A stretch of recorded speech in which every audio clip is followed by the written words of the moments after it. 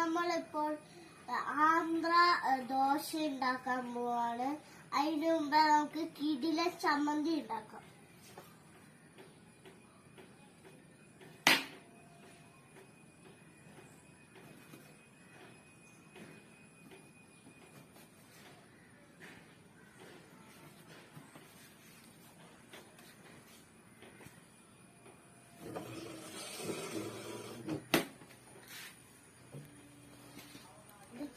നൈസൊക്കെയാണ്.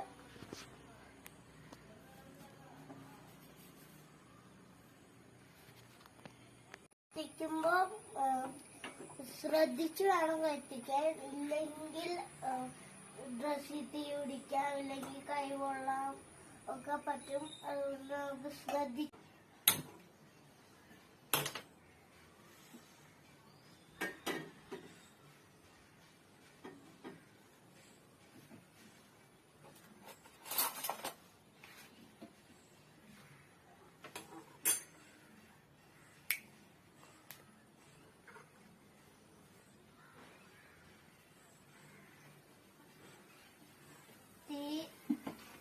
ഇത്തിരി കൂട്ടിയിട്ടുണ്ട്.